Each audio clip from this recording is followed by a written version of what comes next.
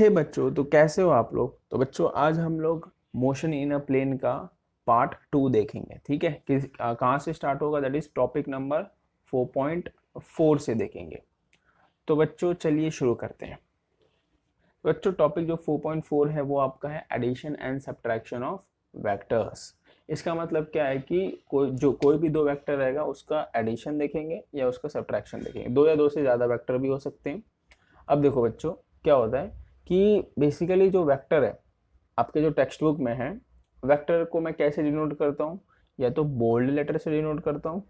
ठीक है, बोल्ड मतलब एकदम डार्क लेटर, या फिर उसके ऊपर बार लेता हूँ, ए बार। तो दोनों ही आपके वेक्टर हैं। ठीक है, तो ये आप याद रखना। अब यहाँ पे मैं दो वेक्टर लेता हूँ, कोई भी दो वेक्टर। तो दो वेक्टर लेते हैं हम लोग। सपोज ये एक वेक्टर हो गया, ये एक ए वेक्टर हो गया।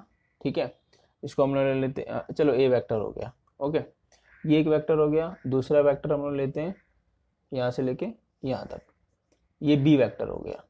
अब आपको पता है कि ये जो पार्ट रहता है ये टेल रहता है, ये वाला, और ये जो एरो वाला रहता है ये हेड रहता है। ये मैंने आपको पहले बता दिया हुआ है। ठीक है, ये भी टेल रहेगा, ये हेड रहेगा।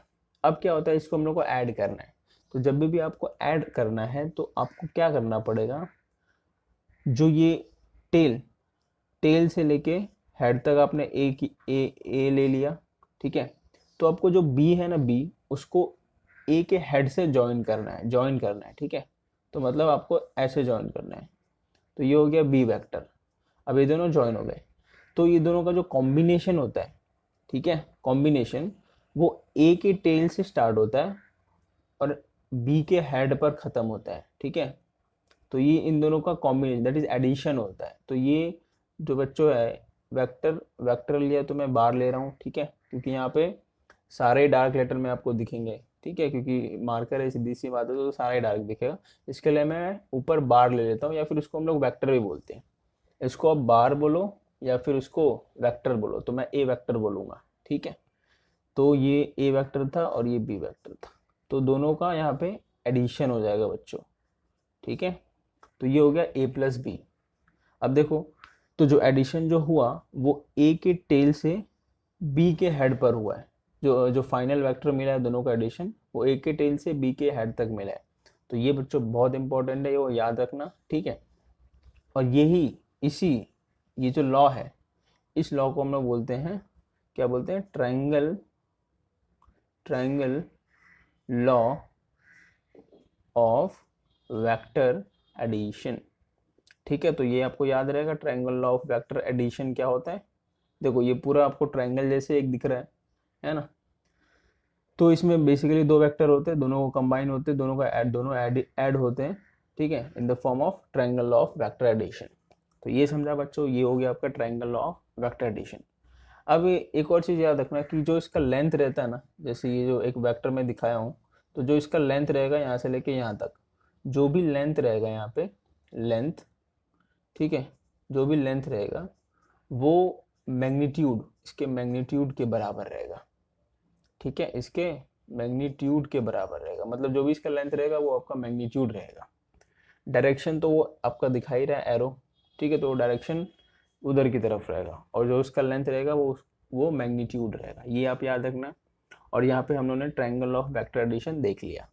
ठीक है, तो इसका एक और एग्जांपल ले लो। सपोज एक वेक्टर ऐसा है, एक वेक्टर ऐसा है। ठीक है, एक वेक्टर ऐसा है। तो ये वेक्टर सपोज P है, ये वेक्टर Q है। तो इसका ये यहाँ से जॉइन है, तो इसका जो एडिशन होगा वो ट्रायंगल ऑफ वेक्टर एडिशन, मतलब P के टेल से Q के हेड तक होगा। ठीक है, तो ये आपका P बार प्लस Q बार हो गया। ठीक है, तो ये हो गया, ये भी हो गया ट्रायंगल ऑफ वेक्टर एडिशन। समझा। तो बच्चों ये आपको ये इंपॉर्टेंट है, याद रखना। ये होता है टेल किसी भी वेक्टर का, और ये पार्ट होता है एरो वाला, हेड होता है। ठीक है, ये हमेशा याद रखना। तो ये हो गया आपका बच्चों ट्रायंगल ऑफ वेक्टर एडिशन। अब हम लोग आगे देखते हैं। अब ये जो ट्रायंगल ऑफ वेक्टर एडिशन आया, इस पे हम लोग कम्यूटेटिव लॉ, एसोसिएटिव लॉ देखते हैं, वैलिड होता है कि नहीं। ठीक है, अब बच्चों यहाँ पे एक चीज़ इंपॉर्टेंट चीज़ याद रखना कि मैं यहाँ पे नोट्स आपको प्रोवाइड शायद ही कर पाऊंगा, तो आपको पता है कि जो मैं बता रहा हूँ आपको समझा रहा हूँ वो समझ में आ रहा है, ठीक है। ऐसा आप कमेंट में बताते हो कि हाँ समझ में आता है। तो जब समझ में आ रहा है तो जो नोट्स है बच्चों वो आप खुद से बनाने का ट्राई करो, वो ज़्यादा बहुत ज़्यादा बेटर रहेगा, ठीक है। जैसे अभी मैंने ट्रायंगल ऑफ वेक्टर एडिशन बताया, तो आपने आपने जो भी मैंने बताया जैसा वेक्टर बताया तो अपने वेक्टर बुक में लगा लिखना है, और जो भी बनता है उसका final a plus B vector, उसको ट्रायंगल ऑफ वेक्टर एडिशन नाम देना है। हो बन गया ना नोट्स। उसमें क्या है, इजी है, बहुत इजी है नोट्स बनाना, ठीक है। तो आप खुद से नोट्स बनाइए, जो भी मैं बता रहा हूँ यहाँ पे वो आप नोट्स बना सकते हैं इजीली। तो चलिए हम लोग देखते हैं कि कम्यूटेटिव लॉ होता है या फिर एसोसिएटिव लॉ वैलिड होता है कि नहीं इसमें। तो सपोज मैं दो वेक्टर लेता हूँ, दो वेक्टर मतलब एक ट्रायंगल यहाँ पे लूंगा, एक ट्रायंगल यहाँ पे। तो ये हो गया लेट्स से वेक्टर ए, इसका नेमिंग दे देता हूँ ओ से लेके पी तक, ठीक है।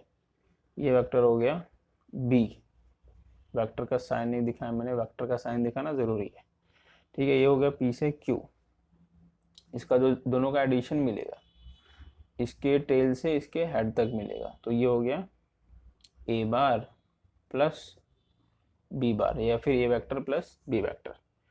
अब दूसरा मैं लेता हूँ, दूसरा ट्रायंगल है बच्चों, मैं पहले बी लेता हूँ यहाँ पे बी, और ये हो गया आपका ए, ठीक है। तो इसका जो फाइनल मिलेगा इसके टेल से इसके हेड तक मिलेगा, तो ये हो गया आपका, ये सॉरी ये ए बार था ना, ये बार ये बी बार, तो ये हो जाएगा आपका B bar plus A bar. तो मैंने क्या देखा दोनों ट्रायंगल से, ये देखो ए बार प्लस बी बार और बी बार प्लस ए बार, ये दोनों इक्वल आएंगे वैल्यू, ठीक है। चाहे ए बार आप पहले रखो बी बार बाद में रखो, या चाहे आप बी बार पहले रखो ए बार बाद में रखो। यहाँ पे देखो पहले बी बार है फिर ए बार है, ठीक है। तो इसको हम लोग बोलते हैं कि A bar plus B bar from this triangle and from this triangle A bar plus B bar is equals to B bar plus A bar. तो जो ये लॉ है बच्चों इसको हम लोग बोलते हैं इट इज कम्यूटेटिव, ठीक है। तो जो वेक्टर एडिशन यहाँ पे जो भी वेक्टर एडिशन आया वो वेक्टर एडिशन आपका क्या रहेगा, वो रहेगा आपका कम्यूटेटिव लॉ भी बोल दो आप, कुछ भी बोलो, ठीक है। कम्यूटेटिव लॉ भी बोल दोगे चलो गया, इसको हम लोग कम्यूटेटिव लॉ बोलते हैं, ठीक है। तो ये कम्यूटेटिव लॉ वैलिड करता है, इस पे वैलिड होता है वेक्टर एडिशन पे। अब हम लोग नेक्स्ट देखते हैं एसोसिएटिव लॉ वैलिड होता है कि नहीं वेक्टर एडिशन पे। तो अब बच्चों अभी हम लोग लेते हैं सिर्फ एक ही ट्रायंगल में आपको बताने वाला हूँ, ठीक है। ये कैमरा हिल रहा है क्या, ओके। तो अब सपोज ये एक वेक्टर है ए, ये एक वेक्टर है, मैं बड़ा ले रहा हूँ, एक वेक्टर है ए, ठीक है। ये एक वेक्टर है बी, ठीक है। ये एक वेक्टर है सी, मैंने यहाँ पे तीन वेक्टर लिया हुआ है, वेक्टर ए बी सी, ये तीनों स्टार्टिंग से सब सारे जॉइन है, ठीक है।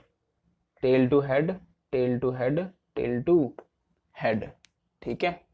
तो बच्चों अब मैं क्या करूंगा कि अब ट्रायंगल ऑफ वेक्टर एडिशन आपको पता है, तो ए और बी के बीच में ट्रायंगल ऑफ वेक्टर एडिशन क्या रहेगा, यहाँ से लेके आप यहाँ पे एरो मार दो, ये एरो गलत हो गया क्या, ठीक है। ए और बी का जो ट्रायंगल ऑफ वेक्टर एडिशन रहेगा वो कुछ ऐसा रहेगा, मतलब ये जो है वो है ए वेक्टर प्लस बी वेक्टर का, ये जो रिजल्टेंट है, ये जो रिजल्टेंट वेक्टर जो है वो ए प्लस बी है, ठीक है।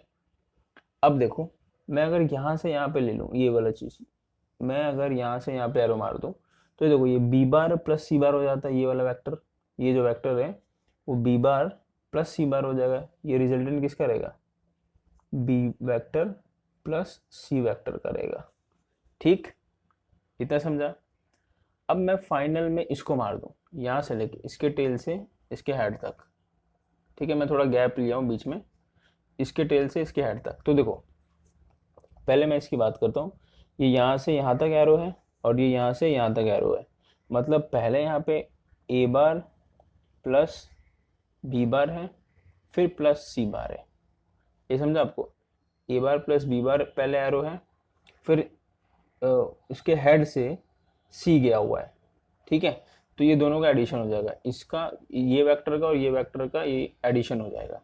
और दूसरा आप देखो ये तो ए वेक्टर है, ए vector plus B plus C vector है ना, ये वाला वेक्टर, इसका भी तो रिजल्टेंट है ना, समझा आपको मैं क्या बोल रहा हूँ?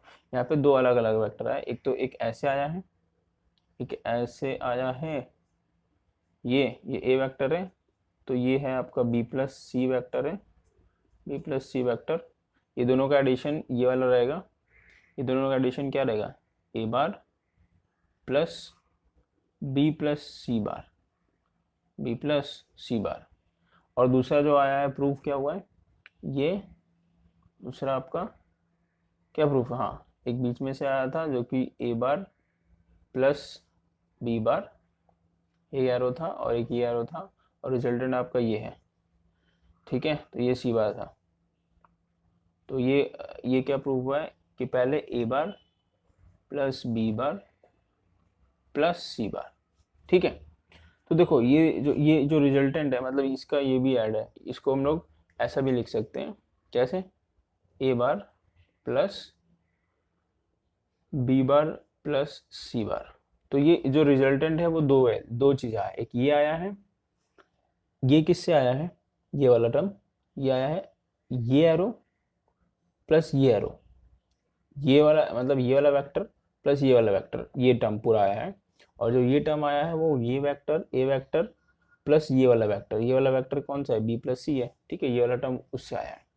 तो दोनों से हमें क्या मालूम पड़ता है कि A bar plus B bar plus C bar is equals to A bar plus B vector, bar बोलो वेक्टर बोलो बात एक ही, मैंने पहले ही बोल दिया है, मुझे बार बोलने या वेक्टर बोलो बात एक ही है, ठीक है। तो इसमें क्या बोला है कि जो वेक्टर ए और बी पहले आप ऐड करो, बाद में सी को ऐड करो, या फिर बी और सी वेक्टर को पहले ऐड करो, उसके बाद ए वेक्टर को ऐड करो, तो जो भी आप रिजल्टेंट वेक्टर मिलेगा वो इक्वल ही आने वाला है, ठीक है, दोनों इक्वल ही आएगा। मतलब अगर पहले सपोज ए प्लस बी को आपने ऐड किया, ए वेक्टर प्लस बी वेक्टर को ऐड किया, तो सपोज 15 मिलता है, और सी वेक्टर आपका होता है, सी वेक्टर सपोज मैं एग्जांपल ले रहा हूँ, सी वेक्टर होता है 5, तो ये 20 हो गया। या फिर ए वेक्टर पहले आपका 5 रहता है, ठीक है, और बी प्लस सी आपका 15 मिलता है, तो बात वही होगा ना, दोनों 20-20 हो गया, ठीक है। बी प्लस सी यहाँ पे 15 आता है, यहाँ पे ए प्लस बी 15 आता है, तो ये बात एक ही हो गया। तो इसको हम लोग बोलते हैं, इस लॉ को बोलते हैं एसोसिएटिव लॉ। कौन सा लॉ, एसोसिएटिव लॉ। तो जो वेक्टर एडिशन है वो एसोसिएटिव लॉ को भी फॉलो करता है, ठीक है, कम्यूटेटिव लॉ को फॉलो करता है और दूसरा एसोसिएटिव लॉ को भी फॉलो करता है वेक्टर एडिशन। तो ये याद रहेगा, ओके भाई, ओके जी। अब नेक्स्ट हम लोग आगे आगे देखते हैं। अब बच्चों जो आगे है आपका, देखो वेक्टर एडिशन कम्यूटेटिव लॉ को फॉलो करता है और दूसरा एसोसिएटिव लॉ को, तो ये याद रखना है आपको। और इसका हमने भी थोड़ा छोटा सा प्रूफ भी देखा कैसे आता है। तो अगर सपोज बच्चों एक वेक्टर आपका ऐसा है, ए वेक्टर, ठीक है, और दूसरा वेक्टर यहाँ से लेके यहाँ तक है, that is minus A vector, तो इसका रिजल्टेंट क्या होता है, इसका रिजल्टेंट क्या होगा, इसका जो रिजल्टेंट वेक्टर होगा वो ए बार प्लस माइनस ए बार हमेशा, ठीक है, ऐसा होगा। तो that is A bar minus A bar, ऐसा होगा। तो ये क्या आ जाएगा, 0, ठीक है। तो इस चीज़ को हम लोग बोलते हैं, ये जो वेक्टर रहेगा, जो टोटल वेक्टर, ठीक है, सम ऑफ वेक्टर, जो सम ऑफ वेक्टर यहाँ पे रहेगा, या फिर you can say addition of जो वेक्टर यहाँ पे रहेगा, वो रहेगा नल वेक्टर, ठीक है। और इसको हम लोग जीरो वेक्टर भी बोलते हैं, दोनों बोलते हैं, ठीक है। तो ये याद रहेगा बच्चों, अगर दोनों वेक्टर माइनस हो जाए, ठीक है, यहाँ पे एक चीज़ आपको नोट करना ज़रूरी है कि यहाँ पे दोनों का मैग्नीट्यूड सेम होना चाहिए, ठीक है। अगर इसका 5 है तो इसका भी 5 ही रहना चाहिए मैग्नीट्यूड।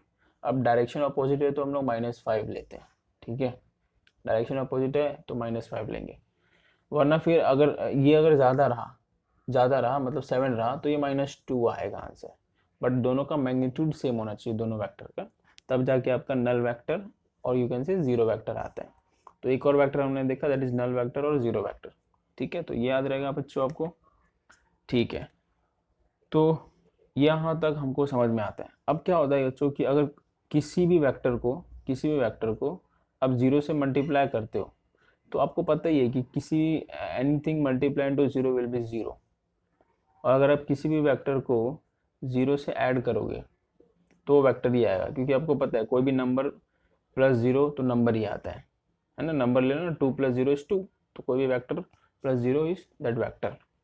तो ये चीज़ छोटी चीज़ें आपको याद रखना है, ठीक है। तो फिर अब हम लोग आते हैं सब्ट्रैक्शंस ऑफ वेक्टर। अभी तो हम लोग एडिशंस ऑफ वेक्टर देख रहे थे, ठीक है। अब हम आएंगे सब्ट्रैक्शंस ऑफ वेक्टर पे, ओके। तो बच्चों जो सब्ट्रैक्शन ऑफ वेक्टर है, सपोज मैं दो वेक्टर लेता हूँ, यहाँ पे दो वेक्टर लेते हैं। एक वेक्टर हो गया आपका ये ए बार, ठीक है। दूसरा वेक्टर हो गया आपका लेट्स से, कैसा है, लेट्स से जो दूसरा वेक्टर है वो है ये हो गया ए बार, ये हो गया माइनस बी बार। तो अगर मैं दोनों को कंबाइन करता हूँ, दोनों को मैं वेक्टर को कंबाइन करूँ, तो ये ए बार आएगा और ये दूसरा माइनस बी बार, दोनों को कंबाइन किया हूँ तो दोनों का कॉम्बिनेशन जो है रिजल्टेंट है वो ट्रायंगल लॉ बनता है। Triangle law of vector addition बहुत इजी, हमेशा याद रखना है आपको, ठीक है। दोनों वेक्टर का जो एडिशन रहेगा, कॉम्बिनेशन रहेगा, वो इसके टेल से दूसरे वेक्टर के हेड तक जाएगा। तो ये हो गया ए bar plus minus B bar.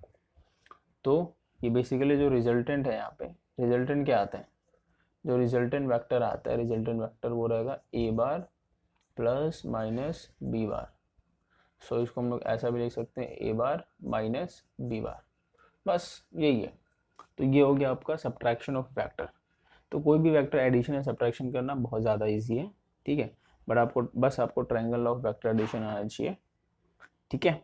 तो अब हम एक और कंसेप्ट पे जाते हैं। अभी हमने ट्रायंगल ऑफ वेक्टर एडिशन पढ़ा, ठीक है। Triangle law of vector addition, ये वेरी इंपॉर्टेंट चीज़ है वेक्टर में, ये आपको मैथ्स में भी रहेगा।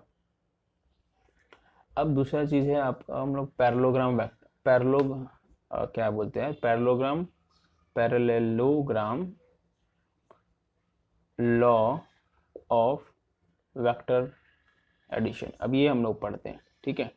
अभी जो parallelogram law of vector addition है वो triangle law of vector addition से ही डिराइव होगा, ठीक है। पैरेललोग्राम का जो रिजल्टेंट वेक्टर आएगा वो ट्रायंगल लॉ ऑफ वेक्टर से ही आएगा। अब देखते हैं कैसे आता है, ठीक है। सो लेट्स देखते हैं। अब बच्चों जो parallelogram law of vector addition वो देखते हैं हम लोग जरा। तो देखो कैसा है कि दो वेक्टर है, अब दोनों जो वेक्टर है ना वो एक ऐसा वेक्टर है ए बी वेक्टर, और ये हो गया आपका ए वेक्टर, ठीक है। नेमिंग दे देते हैं, सो मैं इसको देता हूँ ओ क्यू और पी। देखो ये जो नेमिंग दे रहे हो इस पे वेक्टर लगाना जरूरी नहीं है, क्यों, क्योंकि वेक्टर बी है, ये वाला वेक्टर है बी बार, वेक्टर यहाँ पे ए बार है, ठीक है। तो जो इसका रिजल्टेंट रहता है वो कुछ बीच में आता है, जो रिजल्टेंट वेक्टर रहेगा वो बीच में आता है। कैसे आता है वो देखते हैं। तो क्या, अगर मैं इसके पैरेलल यहाँ पे ड्रॉ करूँ, पैरेलल है ना, तो ये हो गया आपका बी बार, बी बार का पैरेलल इस पॉइंट ए वेक्टर के हेड पर मैं ड्रॉ किया, ठीक है। और इसका सेम पैरेलल मैं ऊपर ड्रॉ करता हूँ, तो पैरेललोग्राम बनता है ना, सीधी सी बात है, पैरेललोग्राम बन गया। तो इसके लिए इसका नाम है parallelogram law of vector addition. तो देखो जो रिजल्टेंट बनेगा, रिजल्टेंट वो इसके टेल से, चलो रिजल्टेंट यहाँ पे ले लेता हूँ, इसके हेड तक रहेगा। अब देखो अगर मैं बात करूँ तो ये ट्रायंगल ऑफ वेक्टर एडिशन ही कर रहा है, तो जो रिजल्टेंट है वो क्या रहेगा, ये भी ए बार हो गया ना। रिजल्टेंट जो वेक्टर रहेगा यहाँ पे क्या रहेगा, ए बार प्लस बी बार। तो कुछ भी लगा लो, देख लो यार आप, ये देखो ये vector A bar plus B bar है ना, ट्रायंगल लॉ, ये रिजल्टेंट रहेगा ना triangle law A bar plus B bar. और अगर मैं ऊपर वाले की बात करूँ तो पहले बी बार आएगा फिर प्लस ए बार आएगा। तो हमको पता है ना, A bar plus B bar is equals to B bar plus A bar, commutative law, ये तो हमको पता है। तो आप या तो आप ये लिखो या तो आप ये लिखो, बात एक ही है, ठीक है। तो बी बार प्लस ए बार, ये जो रिजल्टेंट है बी बार प्लस ए बार भी आएगा और ए बार प्लस बी बार भी आ सकता है। तो ये किससे मिला है, ट्रायंगल लॉ से ही मिला ना, ट्रायंगल ऑफ वेक्टर एडिशन। तो आप इसका जो रिजल्टेंट आया वो क्या आया, कुछ भी, इन दोनों में से कोई भी आप एक ले लो, बात एक ही है, ठीक है। क्योंकि वेक्टर एडिशन जो है कम्यूटेटिव लॉ कम्यूटेटिव लॉ को फॉलो करता है। ठीक है, तो जो parallelogram law of vector addition जो आया वो क्या आया, आर रिजल्टेंट जो वेक्टर आएगा वो क्या आएगा, ए बार प्लस बी बार। इन दोनों में से मैंने बोला कोई भी एक लो, कोई भी एक। तो ठीक है बच्चों, कुछ ऐसा आएगा।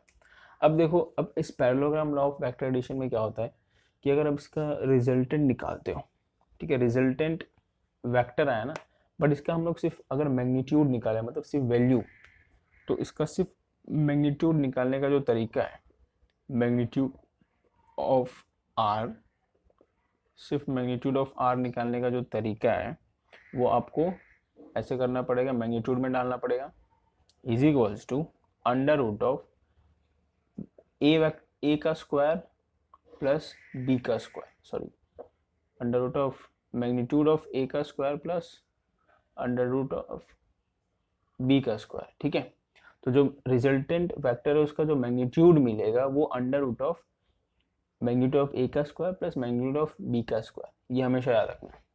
ठीक है, वो दिख सकता है आपको, पाइथागोरस थ्योरम से ही मिलने वाला है। पाइथागोरस थ्योरम देखो ना यहाँ पे, पाइथागोरस थ्योरम बेसिकली किस पे अप्लाई होता है, राइट एंगल ट्रायंगल पे। ठीक है, बट ये राइट एंगल ट्रायंगल नहीं है ना, बट फिर भी आपको याद रखना है कि जो रिजल्टेंट है वो यहाँ पे क्या आएगा, रिजल्टेंट ऑफ वेक्टर, ये रिजल्टेंट है, ये रिजल्टेंट है ए बार प्लस बी बार। तो इसका जो मैग्नीट्यूड सिर्फ निकालना रहेगा तो under root of A, magnitude of A square plus magnitude of B square. तो ये आपको याद रखना है। ठीक ठीक, ओके, तो यहाँ पे आपका रिजल्टेंट मिल जाएगा। और अगर मैं बात करूँ कि इसका डायरेक्शन निकालना है, तो डायरेक्शन हम लोग जो है थीटा से बताते हैं, डायरेक्शन जो है थीटा से बताते हैं हम लोग, थीटा। तो हम लोग बेसिकली टैन थीटा लेते हैं यहाँ पे, टैन थीटा। सो टैन थीटा यहाँ पे क्या रहेगा बेसिकली, तो बच्चों जो डायरेक्शन है ना वो डिपेंड करता है कि आप वेक्टर ए के रिस्पेक्टिव में निकाल रहे हो, सॉरी वेक्टर ए के रिस्पेक्टिव में निकाल रहे हो, मतलब आपको किसके कौन से वाले वेक्टर से निकालना है, किस, ठीक है, मतलब वेक्टर ए के रिस्पेक्टिव में निकालना है या फिर वेक्टर बी के रिस्पेक्टिव में निकालना है। तो बी के रिस्पेक्टिव में यहाँ पे आपको थीटा लेना पड़ेगा और ए के रिस्पेक्टिव में यहाँ पे आपको थीटा लेना पड़ेगा। तो जो मैं डायरेक्शन निकाल रहा हूँ विद रिस्पेक्ट टू वेक्टर, जो डायरेक्शन निकाल रहा हूँ with respect to vector A निकाल रहा हूँ। ठीक है, तो यहाँ पे मैं थीटा लूंगा, जो थीटा जो भी रिजल्टेंट है ना, रिजल्टेंट वो वेक्टर ए के रिस्पेक्टिव से निकाल रहा हूँ, तो इसके लिए जो थीटा बनेगा वो वेक्टर ए से बनेगा, वेक्टर ए और रिजल्टेंट के बीच में बनेगा। ठीक है, तो यहाँ पे आपका जो टैन थीटा होता है, टैन थीटा क्या होता है, opposite upon right angle triangle पे ए बी लगता है, पर आपको याद रखना है राइट एंगल ट्रायंगल ही ज़्यादातर आएगा वैसे, तो दैट इज बी बार। ठीक है, B bar magnitude of B bar upon magnitude of A bar. तो यहाँ पे जो थीटा आएगा, थीटा क्या आएगा, tan inverse magnitude of B bar upon magnitude of A bar. तो यहाँ से आपको डायरेक्शन मिल जाएगा किसका, इस रिजल्टेंट वेक्टर का, जो रिजल्टेंट वेक्टर है, और उसका मैग्नीट्यूड इससे मिलेगा। ठीक है, तो ये हो गया मैग्नीट्यूड फाइंड करने का तरीका, ये हो गया डायरेक्शन फाइंड करने का तरीका। तो ये याद रहेगा आपको। ओके, तो मैं आई होप इतना आपको समझ में आ गया होगा। इसके ऊपर एक न्यूमेरिकल है, वो ज़रा देख लेते हैं क्या है। तो बच्चों न्यूमेरिकल को मैं अभी समझा देता हूँ, और एग्जाम्पल नंबर 4.1 को क्या है क्या उसमें, फिर आप रीड कर लेना। वो न्यूमेरिकल बोल रहा है कि रेन फॉल हो रहा है। ठीक है, तो रेन वर्टिकली फॉल होता है ऊपर से नीचे, और जो हवा है, हवा वो ईस्ट से वेस्ट की तरफ बह रहा है। ठीक है, मतलब ये ईस्ट हो गया, ये वेस्ट हो गया, तो ईस्ट से वेस्ट की तरफ हवा चल रहा है, और रेन ऊपर से वर्टिकली फॉल हो रहा है। वर्टिकली मतलब ऊपर से फॉल होता है ना, ऊपर से नीचे, और ईस्ट से ऐसे हवा चल रहा है और ऊपर से नीचे रेन फॉल हो रहा है। तो क्वेश्चन में बोला है कि जो बॉय है, बॉय यहाँ पे जो बॉय है वो अपना अम्ब्रेला, दैट इज छाता, छाता चलो ऐसे बना देता हूँ, छाता। ठीक है, तो वो जो बॉय है अपना अम्ब्रेला, वो बॉय बस स्टॉप पे खड़ा है, तो जो बॉय है अपना जो अम्ब्रेला वो कौन से डायरेक्शन में रखेगा, ठीक है, और कितने एंगल पर रखेगा, कौन से डायरेक्शन में और कितने एंगल पे रखेगा। अब सीधी सी बात है, आप लॉजिकली सोचो लॉजिकली अगर आप सोचते हो तो हवा हवा ऐसे चल रहा है और बारिश ऊपर से नीचे आ रही है, तो बॉय ऐसे इस डायरेक्शन में रखेगा ना, छाता अपना जो अम्ब्रेला है वो इस डायरेक्शन में रखेगा। बट वही पूछा है कि ये जो एंगल है वर्टिकली, ये जो एंगल है वो कितना होगा। ठीक है, ये छाता है, ये बॉय ने छाता यहाँ पे ओपन किया हुआ है, ठीक है, और ये थीटा बेसिकली पूछा है कि कौन से एंगल में वो छाता अपना ओपन करेगा, क्योंकि वो इसी डायरेक्शन में वो छाता खोलेगा ना, सीधी सी बात है। तो फिर ये बेसिकली यही है क्वेश्चन, आप रीड कर लो, मैं आपको टेक्स्ट भी दिखा देता हूँ। ये देखो, ठीक है, ये पूरा इसमें नहीं दिख रहा होगा तो आप अपने टेक्स्ट बुक से रीड कर सकते हो। चलो ठीक है, आपने रीड कर लिया तो ये समझ गया आपको। बच्चों जो आपका रेन है वो ऊपर से नीचे की तरफ गिरता है, ठीक है, तो एक वो वेलोसिटी से गिरता है, वेलोसिटी ऑफ रेन।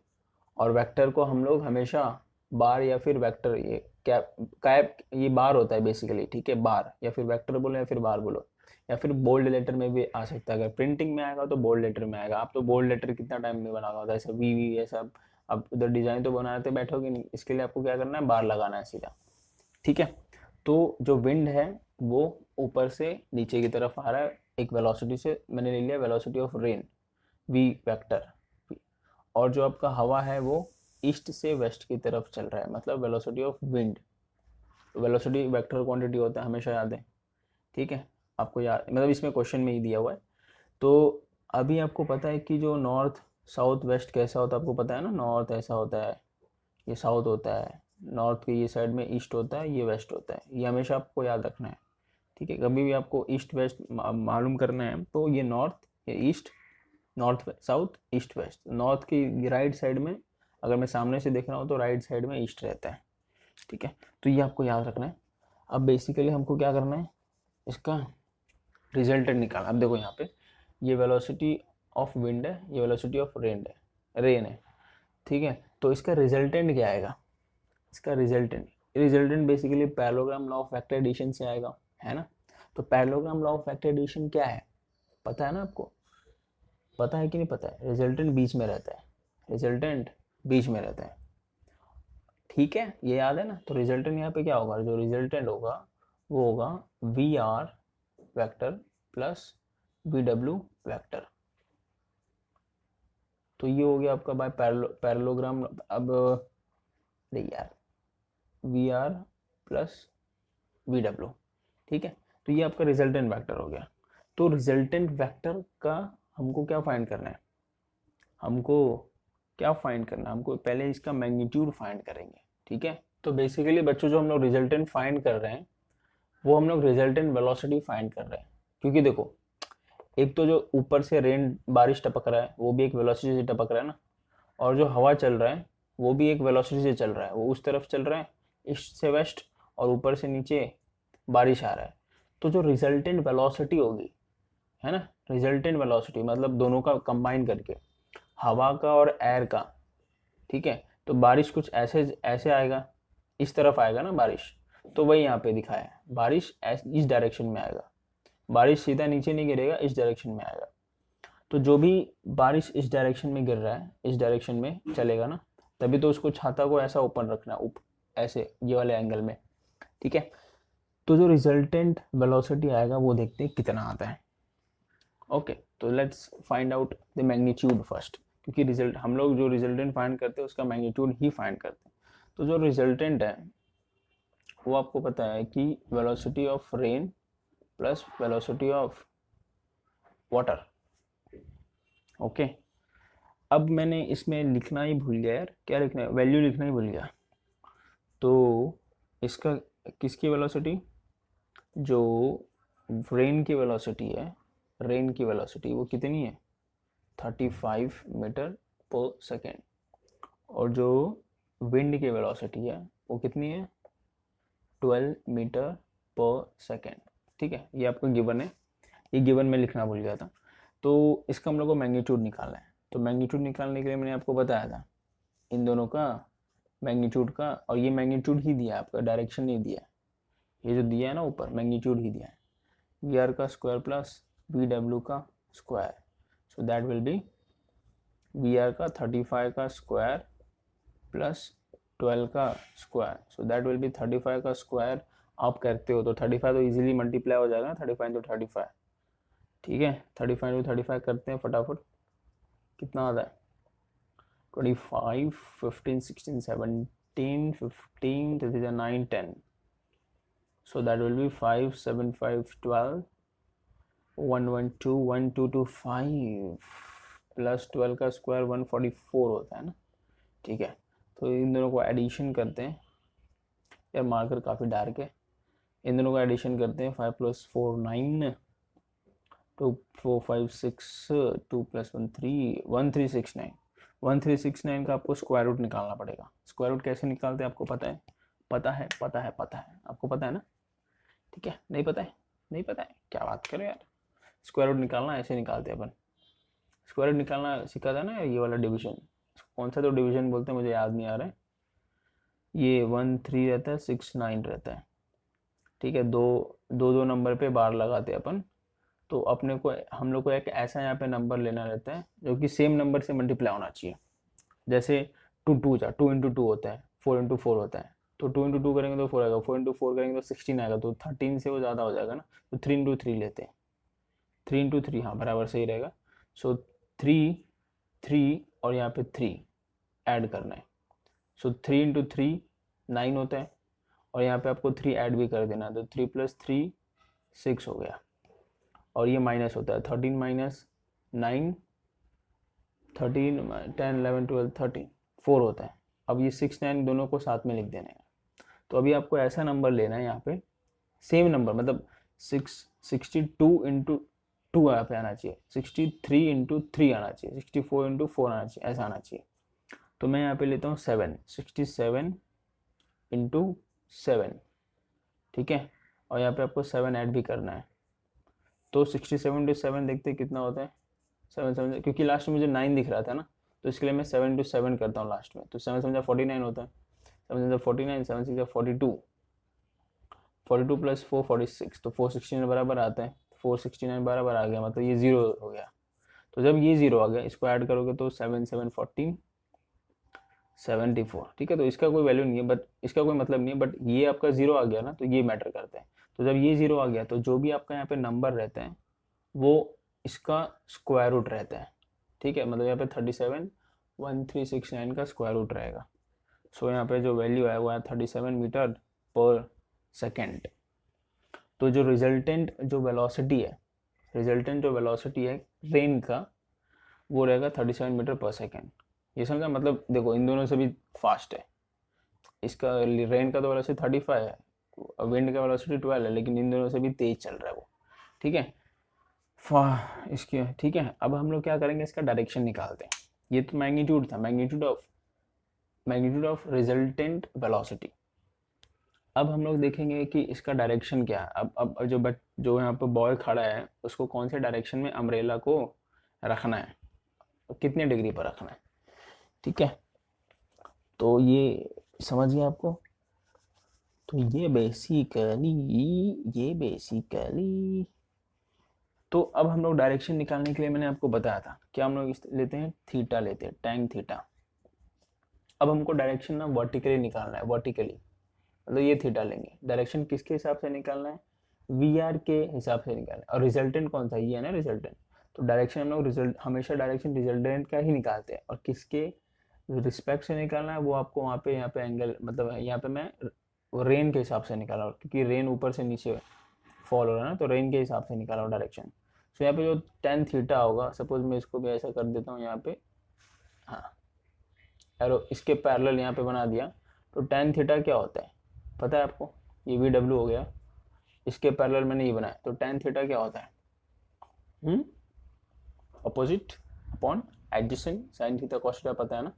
अपोजिट यहाँ पे क्या है, और हमें हमेशा मैग्नीट्यूड लेते हैं, अपोजिट यहाँ पे वी डब्ल्यू है, magnitude of V W, magnitude of V R. So magnitude of V W दिया है 12/35, तो ये तो आपका इजीली डिवाइड हो जाएगा, मैं डिवाइड नहीं करने वाला, that is 0.343। So tan theta, अभी तक थीटा मिला नहीं है कौन से एंगल में वो छाता लेके अपना खड़ा रहेगा, तो ये छाता जो रहेगा उसका छाता, छाता कौन से एंगल में लेके वो बॉय खड़ा है, ठीक है, ठीक है, कौन से एंगल में, वो अभी एंगल ही अपन फाइंड कर रहे हैं। तो ये तो एंगल यहाँ पे भी मिला नहीं, सिर्फ टाइन थीटा की वैल्यू मिली है। सो थीटा यहाँ पे जो होगा वो होगा टैन इनवर्स 0.343। अब इसको हम लोग बच्चों लॉग बुक से निकालेंगे यहाँ पे एंगल, ठीक है। तो लॉग बुक तो मैं एक सेपरेट सोच रहा हूँ वीडियो बना दूँ आपको, लॉग बुक कैसे यूज़ करते हैं, बट मैं यहाँ पे आपको बता देता हूँ। तो देखो बच्चों, ये जो टैन इनवर्स है ना, आपको लॉग बुक में, जो लॉग बुक है वो टेंजेंट में जाना पड़ेगा, नेचुरल टेंजेंट, ठीक है। अब ये इनवर्स 0.343 है, मतलब ये जो सारे हैं ना पॉइंट, ये जो सारे ये सब पॉइंट में, ये सारे ये देखो 0 पॉइंट में ही है, ये सारे वैल्यू 0 पॉइंट में ही है, ठीक है। और ये जो मीन डिफरेंस है उसको ऐड करना पड़ेगा। तो चलिए देखते हैं क्या होता है। अब देखो 0.343 इसमें कहाँ पे आएगा, कहाँ पे आएगा वो देखते हैं, ठीक है। 0.343 के आसपास, मतलब ज़रूरी नहीं कि उतने ही मिले, 343 के आसपास देखते हैं। 0 पॉइंट, ये सारे पॉइंट में, तो मतलब आपको क्या देखना है बेसिकली, 343 कहाँ पे है, 3430 के आसपास। तो अगर मैं बात करूँ, ये देखो आपको दिख रहा है लॉगबुक में, को मैं इस पर फोकस कर देता हूँ, ठीक है। तो 343 34 क्या है वैल्यू, 343 है ना, 340 है, तो इसमें देख लेते हैं। 343 मतलब बेसिकली हो गया ये 3430, ठीक है। जो 343 है उसको मैं 3430 भी लिख सकता हूँ, ठीक है। तो अभी हम लोग इसमें देख रहे थे 3430, ये देखो 3443 है, ठीक है भाई।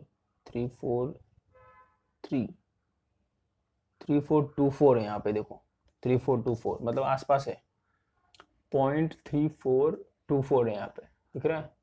तो मतलब 3430 के आसपास है ना, 6 ही कम है इसमें, ये 30 है यहाँ पे लास्ट में, ये 24 है, दिख रहा है, मतलब 6 कम है।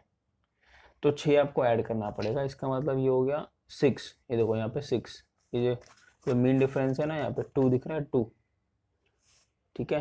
इसको मीन डिफरेंस किधर गया, 2 मिनट्स। अगर 3424 में मैं 6 ऐड कर दूंगा, ये वाला नंबर 6, तो 3430 हो जाता है। तो ये बेसिकली 0.3430 आ जाएगा। तो इसका सामने का डिग्री कौन सा है, सामने का डिग्री जो है वो 18 डिग्री है, देखो यहाँ पे ये 18 डिग्री है, दिख रहा है। ये जो इसके सामने जो भी नंबर आया आपका 3424, उसके सामने वाला जो डिग्री है, डिग्री वो 18 डिग्री है, और जो भी ऐड करते हो आप वो 2 मिनट्स है।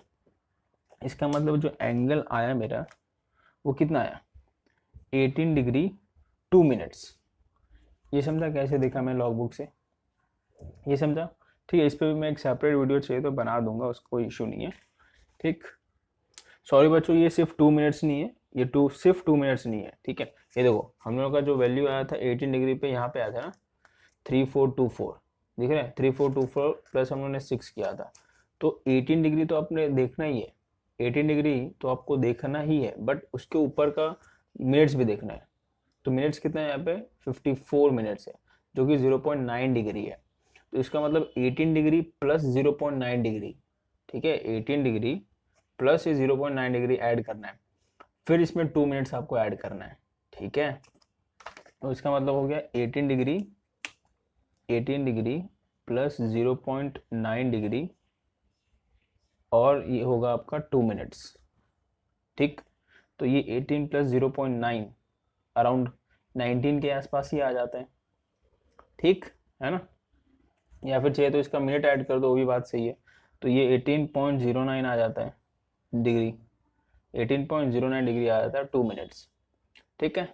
तो अब आपको क्या करना है कि अगर ये दोनों को मैं 2 मिनट्स है ना, तो मतलब आसपास ही है, तो 2 मिनट्स को अगर डिग्री में कन्वर्ट करना है तो आपको क्या करना पड़ेगा, 18.09 प्लस 2/60, ये डिग्री में आ गया, ठीक है। ये पूरा टर्म ही आपका डिग्री में आ गया, क्योंकि 2/60 आपने कर दिया ना और दोनों को ऐड कर दिया, तो 2/60 आप करते हो तो कितना आता है, 2/60 करेंगे तो बच्चों ये आता है 18.9 प्लस 0.0333 एंड ऑल। तो मतलब ये आप पकड़ सकते हो कि 90 डिग्री के आसपास आता है। ठीक है, तो बेसिकली जो आपका डायरेक्शन, ये जो एंगल रहेगा वो कितना रहेगा, 19 डिग्री। तो वो जो बॉय है, लड़का है, वो छाता 19 डिग्री में लेके खड़ा रहेगा। ऊपर से बारिश हो रही है, तो उस बारिश, और वो कौन से डायरेक्शन में रहेगा, ये ईस्ट था ना, ये वेस्ट था, तो ईस्ट के डायरेक्शन में वो छाता लेके खड़ा रहेगा। कितने डिग्री पर, 19 डिग्री पर। ठीक है, तो ये समझा बच्चों कैसे आया। तो ये निकल गया, आपको कैसे निकालते पता चल गया। तो लॉग बुक में मैं सोच रहा हूँ कि मैं एक अलग से वीडियो बनाऊँ कि लॉग कैसे यूज़ करते हैं। तो ये आपको समझ में आ गया। ठीक है भाई, तो चलो ये आपको सम आ गया। अब हम लोग नेक्स्ट टॉपिक पे बढ़ते हैं।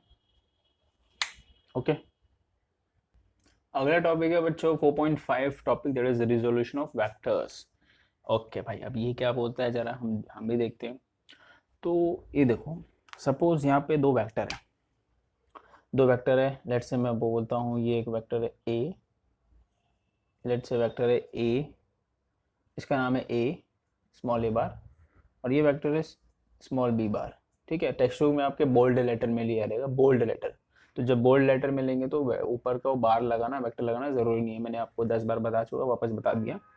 ठीक है, तो अब इसको क्या है कि इसका सिमिलर मेरे को वेक्टर रिजॉल्व करना है। तो दूसरा वेक्टर सपोज मैंने जो लिया वो सपोज ले लिया ट्वाइस या फिर थ्राइस, कुछ भी ले लो, थ्राइस ऑफ ए, मतलब इसी वेक्टर का मैंने क्या किया, मैग्नीट्यूड बढ़ा दिया। क्या किया, मैग्नीट्यूड को बढ़ा दिया, डायरेक्शन सेम ही रहे, और इस वेक्टर का भी मैग्नीट्यूड को बढ़ा दो। सो लेट्स से हम लोग 4b, 4 टाइम्स मैंने बढ़ा दिया। तो इसका जो रिजल्टेंट है, दोनों का रिजल्टेंट कैसा आएगा, कैसे आएगा बताओ भाई, रिजल्टेंट ऐसे आएगा। सो ये आपका रिजल्टेंट वेक्टर रहेगा, लेट्स से कैपिटल ए बार, मैंने यहाँ पे लिया, आर नहीं लिया है। ठीक है, तो जो यहाँ पे रिजल्टेंट वेक्टर आता है, रिजल्टेंट वेक्टर ए बार, वो रहता है आपका 3a बार प्लस 4b बार। तो जो आपके टेक्स्ट बुक में दिया है, जो रिजल्टेंट वेक्टर टेक्स्ट बुक में जो आपके दिया है, वो कैसा दिया है कि lambda A bar plus mu B bar, ऐसा दिया है, ये वाले फॉर्म में दिया है टेक्स्ट बुक में। तो ये बेसिकली वही बोलना चाहता है कि जो लैम्बडा है वो किसी न किसी नंबर से, वो मैग्नीट्यूड जो रहेगा उसका मैग्नीट्यूड बढ़ जाएगा ए बार का, और ये म्यू टाइम्स, ये लैम्बडा टाइम्स बढ़ेगा, इसको हम लैम्बडा बोलते हैं। ठीक है, लैम्बडा, और इसको म्यू बोलते हैं। ठीक है, तो ये लैम्बडा मतलब वही कोई नंबर ले लो, कोई भी रियल नंबर, और म्यू भी मतलब वही कोई भी रियल नंबर। तो मैंने यहाँ पे 3 टाइम्स ले लिया, यहाँ पे 4 टाइम्स ले लिया। तो टेक्स्ट बुक में आपका ऐसे ऐसे लिया हुआ है, बट मैंने आपको नंबर लेके ही बता दिया, कोई भी नंबर, क्योंकि यहाँ पे क्या बढ़ रहा है, मैग्नीट्यूड वाइज ही बढ़ रहा है ना, सिर्फ डायरेक्शन तो सेम है। ठीक है, तो यहाँ पे क्या हुआ कि जो ए वेक्टर है, यहाँ पे वेक्टर ए, ये जो ए वेक्टर है ये रिजॉल्व हुआ है। ठीक है, किसके टर्म में रिजॉल्व हुआ है, in terms of small vector A in terms of small vector B, इसके टर्म में आपका वेक्टर ए रिजॉल्व हुआ है। Basically triangle of vector addition लग गया यहाँ पे। ठीक है, इसको हम लोग बोलते हैं रिजोल्यूशन ऑफ वेक्टर। अभी तो और भी आ जाएगा रिजोल्यूशन ऑफ वेक्टर, ये तो आपका ट्रायंगल ऑफ वेक्टर एडिशन से रिजॉल्व हुआ है, ये आपको समझ गया। तो इसका खाली मैग्नीट्यूड यहाँ पे बढ़ गया है, और इसका भी मैग्नीट्यूड बढ़ गया है, तो जो उसका रिजल्टेंट मिलेगा वही बेसिकली रिजॉल्व हुआ है वेक्टर। तो ये हो गया पहला रिजोल्यूशन ऑफ वेक्टर। तो हम लोग इसको क्या बोल सकते हैं, vector A has been resolved into 2 vectors, that is lambda A bar, इसको मैं लैम्बडा ए बार, मैंने बस खाली नंबर ले लिया क्योंकि लैम्बडा आपका कोई ना कोई नंबर ही रहेगा, एंड म्यू बी बार, तो म्यू के बदले मैंने 4 ले लिया है। ये समझ में आ गया। तो ए वेक्टर रिजॉल्व हुआ इसमें और इसमें, बस मैं बार बार शायद रिपीट कर रहा हूँ, तो ये समझ में आ गया। ठीक है, अब जो आगे है आपका, ये तो सिंपल चीज़ था, ट्रायंगल ऑफ वेक्टर एडिशन में आपका रिजॉल्व हुआ है ये चीज़, ये सिंपल चीज़ था। बट अब आगे अभी जो रिजोल्यूशन आएगा वो थोड़ा सा कॉम्प्लिकेटेड रहेगा, बट ईजी रहेगा, ज़्यादा हार्ड नहीं रहेगा। ठीक है भाई, तो ये समझ में आ गया आपको।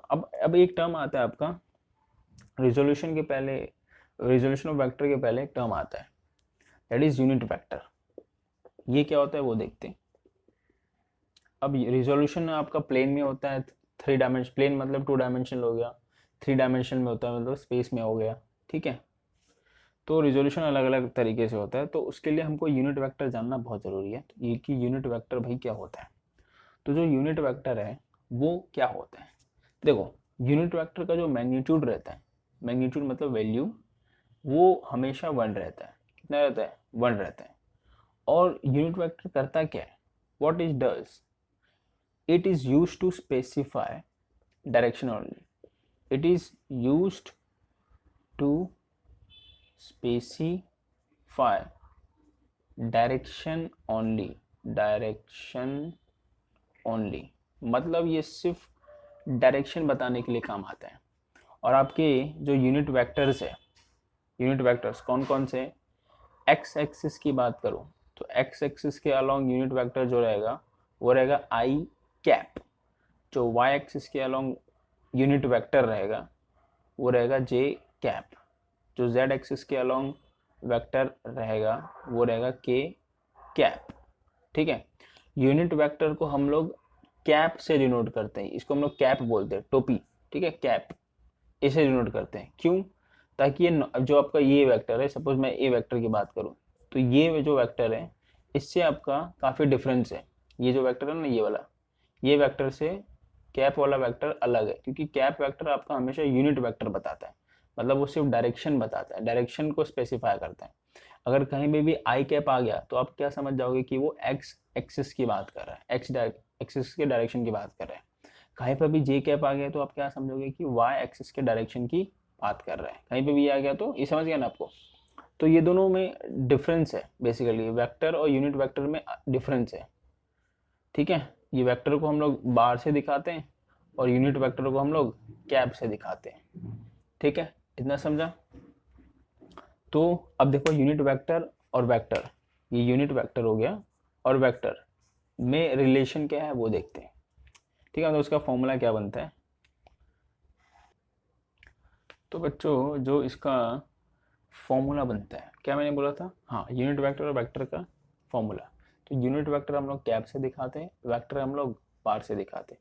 तो सपोज मैं अगर बात करूं किसी भी यूनिट वेक्टर, लेट्स से आप यू कैन से, अब देखो यूनिट वेक्टर को हम लोग टेक्स्ट बुक में आपके एन से, स्मॉल एन से डिनोट किया है, मतलब यहाँ स्मॉल एन में आई जे के तीनों आ जाएंगे, ठीक है। स्मॉल एन में आई जे, एक मिनट, स्मॉल एन में आई जे के तीनों आ जाएंगे, ठीक है, स्मॉल एन से डिनोट किया है। और कोई भी वेक्टर की अगर मैं बात करूं तो लेट्स से वेक्टर ए ही ले लेते हैं, वेक्टर ए ले लेते हैं। तो अब हम लोग इन दोनों में रिलेशन देखें, ये यूनिट वेक्टर हो गया, ये एक वेक्टर हो गया।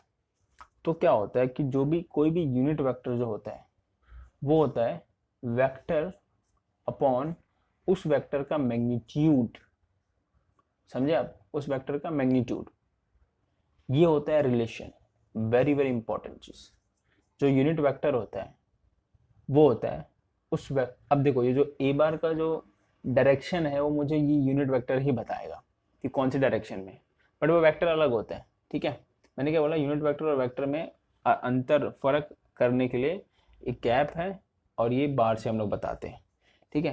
तो यूनिट वेक्टर जो होता है वो वेक्टर अपॉन मैग्नीट्यूड हो गया। तो बेसिकली वेक्टर क्या होगा यहाँ से, आप क्या बोल सकते हो, vector will be unit vector, या पहले मैं मैग्नीट्यूड लगा देता हूँ, ठीक है, magnitude of vector A into unit vector, ठीक है। तो ये इसी ऊपर वाले से ही फॉर्मूले से आया, ये समझा। तो ये वेरी इंपॉर्टेंट चीज़ है, जो यूनिट वेक्टर होता है वो वेक्टर अपॉन मैग्नीट्यूड होता है, ये आपको याद रखना है। क्या होता है, unit vector is equal to vector upon magnitude of vector, याद रहेगा, नोट कर लेना आप, ठीक है। तो जो यहाँ पे जो n है वो मैंने क्या बताया, it's a unit vector, it's a unit vector, but किसके अलोंग है, it's a unit vector along A, along A bar, मतलब ये यूनिट वेक्टर मुझे ए बार का डायरेक्शन बताएगा, कौन से डायरेक्शन में, ठीक, ये समझा आपको, ओके। तो भाई मैं आपको पहले ही बता चुका हूँ यार, जो भी मैं आपको पढ़ा रहा हूँ वो आपको समझ में आ रहा है, ठीक है। तो जब आपको समझ में आ रहा है तो ये जो नोट्स है आप खुद से भी बना सकते हो, है ना। टॉपिक आप लिखो, उसके नीचे जो भी मैं जैसा भी पढ़ा रहा हूँ, जैसा भी आपको समझ में आता है ना वैसे आप नोट्स बना सकते हो, बहुत आसान है यार नोट्स बनाना खुद से, क्योंकि आप खुद से नोट्स बनाओगे ना तो वो याद रहेगा वो चीज़ें, ठीक है, वो लॉन्ग टाइम तक याद रहेगा, क्योंकि आपने उसको खुद समझा है और खुद अपने नोट्स बनाए हैं। ठीक है, तो ये समझा आपको मैं क्या बोल रहा था। ओके, तो अब हम लोग देखते हैं, आ, हम लोग प्लेन की बात करते हैं। ठीक है, अभी जो हम लोगों ने क्या पढ़ा कि अभी हम लोगों ने क्या पढ़ा कि जो आपका क्या होता है, वेक्टर होता है, वो होता है magnitude of vector into unit vector. यही हम लोगों ने पढ़ा है ना, मतलब unit vector is equal to vector upon magnitude, वही चीज़ हो गया। तो ये इस पे हम लोग कुछ देखते हैं प्लेन में। प्लेन, प्लेन मतलब दो एक्सिस पे, प्लेन पे देखते हैं दो एक्सिस, मतलब एक हो सकता है वाई एक्सिस, दूसरा हो सकता है एक्स एक्सिस। तो एक्स एक्सिस पे आपका यूनिट वेक्टर क्या होता है, बताया था ना, क्या होता है, आई कैप होता है। वाई एक्सिस पे यूनिट वेक्टर क्या होता है, जे कैप होता है। ठीक है, इतना याद रहेगा। अब चलो मैं एक वेक्टर ले लेता हूँ, इन दोनों प्लेन, प्लेन आपका ये जो बोर्ड है ना, ये भी एक प्लेन ही है, टू डी में है। ठीक है, प्लेन मतलब क्या होता है, टू डायमेंशनल चीज़ें होती है। प्लेन मतलब टू डायमेंशनल चीज़ें, ये हमेशा आप याद रखना है। स्पेस मतलब थ्री डायमेंशनल आता है, और स्ट्रेट लाइन मतलब आपका सिंगल डायमेंशन, वन डायमेंशनल आएगा, ये मैंने आपको पहले ही बता चुका हूँ। तो प्लेन में सपोज एक वेक्टर है, मतलब सपोज ये वेक्टर ए वेक्टर है, ठीक, वेक्टर ए है। अब क्या करता हूँ मैं, इससे इसके पैरेलल ड्रॉ कर लेता हूँ, इसके इसके पैरेलल ड्रॉ कर लेता हूँ, इससे इसके पैरेलल ड्रॉ कर लेता हूँ। ठीक, इतना समझ में आ गया। तो जहाँ तक कि मुझे पता है यहाँ पर कि जो वेक्टर होता है उसको हम लोग मैग्नीट्यूड इनटू यूनिट वेक्टर भी बोलते हैं। इसका मतलब क्या, इसका मतलब क्या कि जो सपोज मैंने इसको क्या लिया, देखो ये जो रिजल्टेंट है ना, तो इसको मैंने एक्स एक्सिस वाई एक्सिस लिया, बट इस वेक्टर का नाम नहीं लिया है ना मैंने। तो इस वेक्टर का नाम मैं क्या ले लेता हूँ, इस वेक्टर का नाम ले लेता हूँ ए वन वैक्टर, ठीक, और इस वेक्टर का नाम ले लेता हूँ ए टू वैक्टर, क्योंकि मैंने नाम रखा ही नहीं यार, नाम लिया ही नहीं। ठीक है, तो जो रिजल्टेंट रहेगा वो क्या रहेगा, A one vector plus A two vector. ठीक है, ये आपका रिजल्टेंट रहेगा, ये समझा। तो जो भी आपका रिजल्टेंट आया यहाँ पे क्या आया, रिजल्टेंट आया आपका A one vector plus A two vector, ये रिजल्टेंट आया। ओके, इतना समझ गया। ठीक है भाई, तो अब हम लोग क्या देखते हैं कि जो ये वेक्टर है, ये भी वेक्टर है, ये भी वेक्टर है, ये सब वेक्टर है। तो हम लोग यहाँ पे ए वन देखेंगे, ए वन क्या आता है बच्चों। ठीक है, तो जो ए वन आएगा, ये जो ए वन है, ए वन आपका वेक्टर है, तो वेक्टर आपको पता है वेक्टर का फॉर्मूला क्या होता है, मैग्नीट्यूड इनटू यूनिट वेक्टर। तो जो ए वन है उसका जो मैग्नीट्यूड है वो ए एक्स रहेगा, क्योंकि वो एक्स एक्सिस पर है, इनटू उसका जो यूनिट वेक्टर रहेगा वो आई कैप रहेगा, बाय दिस फॉर्मूला। ये फॉर्मूला आपको मैंने बोला ना, याद रखना, वेरी वेरी इंपॉर्टेंट। तो जो ए वन वैक्टर है यहाँ पे, ए वन वैक्टर वो मैग्नीट्यूड इंटू यूनिट वेक्टर, तो मैग्नीट्यूड आपका ए एक्स हो गया क्योंकि वो एक्स एक्सिस पर है, और यूनिट वेक्टर आपका आई कैप रहेगा, बताएगा कि वो एक्स डायरेक्शन में है।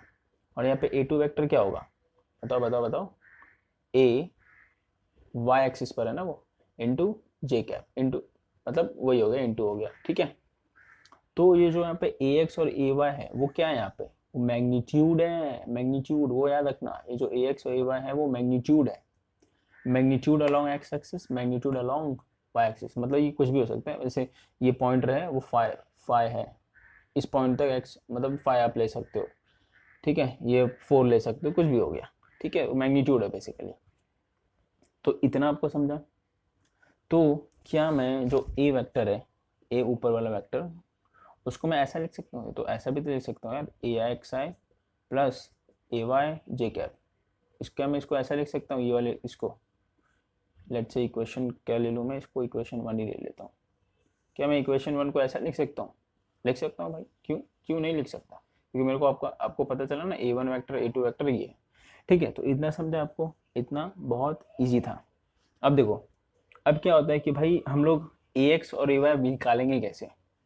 ठीक है, तो देखो ये जो वेक्टर है ये वाला, ये एक एंगल थीटा बना रहा है एक्स एक्सिस से, एक्स एक्सिस से एक एंगल थीटा बना रहा है। ठीक है, तो जब आपको थीटा की वैल्यू पता होगी, या फिर ये इस वेक्टर की वैल्यू पता होगी, ए वेक्टर, ठीक, तो आप निकाल सकते हो। कैसे, देखो कैसे निकालते हो, देखो। तो ये बेसिकली अगर ये वाला जो पैरेलल आपने ड्रॉ किया है ये भी आपका A2 ही रहेगा, और ये जो आपने ड्रॉ किया ये भी आपका A1 रहेगा, क्योंकि ये एक्स एक्सिस के पैरेलल है, ये वाई एक्सिस के पैरेलल है, ठीक है। तो जब ये Y2 है तो ये भी, सॉरी ये A2 है तो ये भी A2, ये A1 है तो ये भी A1, ठीक है।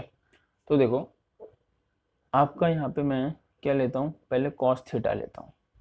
तो देखो ये थीटा है तो कॉस थीटा क्या होता है, ऑपोजिट, नहीं ऑपोजिट नहीं होता है, एडजेसेंट। एडजेसेंट क्या है यहाँ पे, A1 है, A1 है, A1 vector upon hypo, hypo क्या है A bar, A bar hypotenuse यही है ना A बार, ठीक है। या A वेक्टर, वेक्टर A आप बोलो, कुछ भी बोलो, बात एक ही है, ठीक है। तो अब क्या होता है इसमें, जो A1 है वो आपको पता है वो क्या है आपका AX। अब मैं ना आपको यहाँ पे AXI होता है, AXI cap upon A1 AXI है, और वेक्टर A है। लेकिन मैं अगर सिर्फ मैग्नीट्यूड की बात करूँ, एक मिनट ये बराबर लिखा नहीं है, ये AXI कैप, ठीक है। तो मैं सिर्फ अगर मैग्नीट्यूड की बात करूँ, मैं यहाँ पे क्या बात कर रहा हूँ, सिर्फ ओनली एंड मैग्नीट्यूड, क्योंकि मुझे AX की वैल्यू निकालनी है। तो सिर्फ मैग्नीट्यूड की बात करूँ तो ऊपर वाला आई कैप चला जाएगा, ऊपर वाला आई कैप गया तो सिर्फ यहाँ पे AX बचेगा, क्योंकि आई कैप मुझे सिर्फ डायरेक्शन ही बताता है ना, वो एक्स एक्सिस पे है, तो सिर्फ यहाँ पे AX बचा। और ये जो वेक्टर है ऊपर, मॉड ऑफ ए वेक्टर हो जाता है।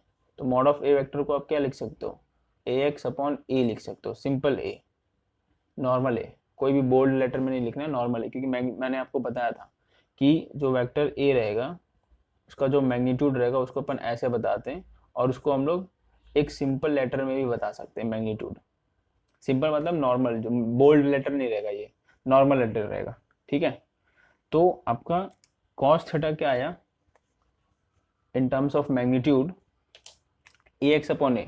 तो यहाँ से AX क्या होगा बताओ, AX will be A into cos theta, तो यहाँ से AX मिल गया, AX की वैल्यू मिल गई, ये जो भी AX की वैल्यू रहेगी यहाँ पे, तो AX का मैग्नीट्यूड यहाँ से मिल जाएगा। अगर आपको A थीटा पता रहेगा, A मतलब इसका मैग्नीट्यूड, इसका A का मैग्नीट्यूड, और A का मैग्नीट्यूड आप निकाल सकते हो ना।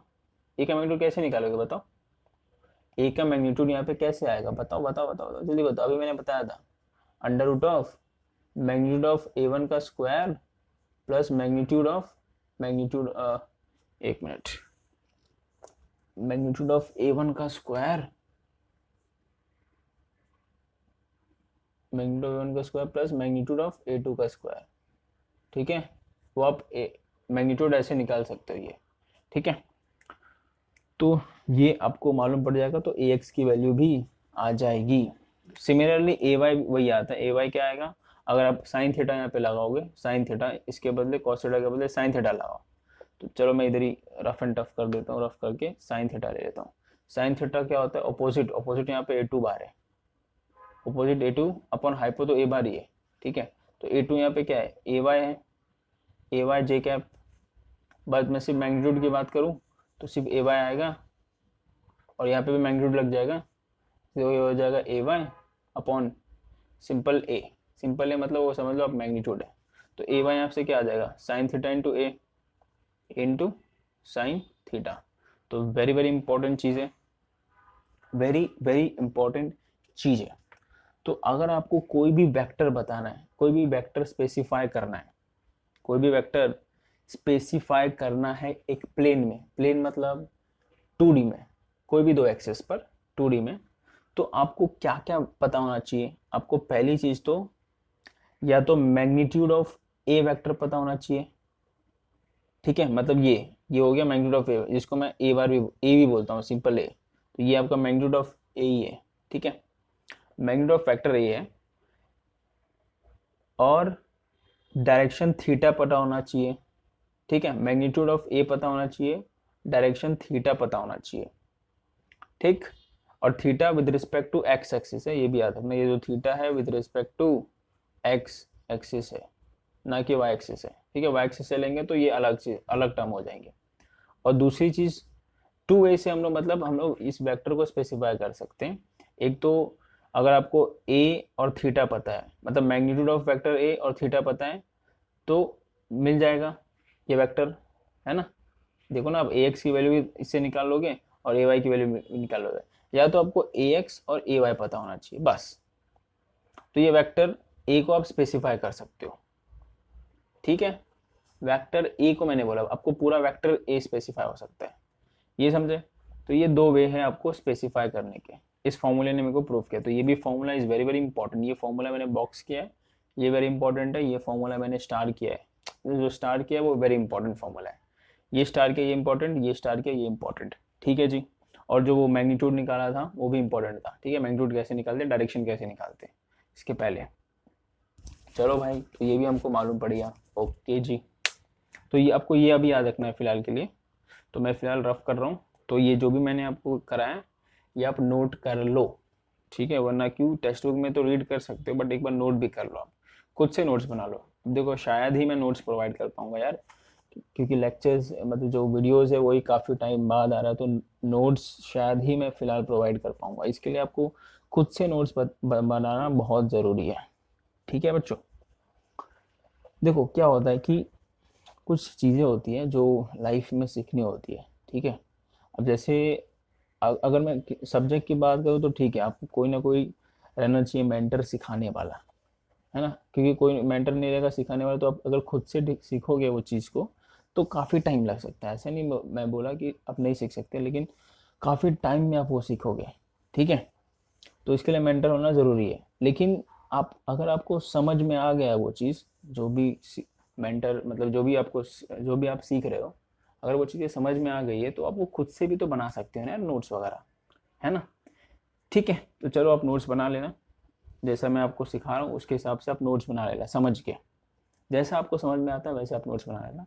तो चलो भाई, हमको आया था ax, जो आया था ax क्या आया था, a cos थीटा, ay क्या आया था, a sin थीटा। चलो मैं दोनों का स्क्वायरिंग एंड एडिंग कर दूं, दोनों को मैं स्क्वायर करके ऐड कर देता हूँ।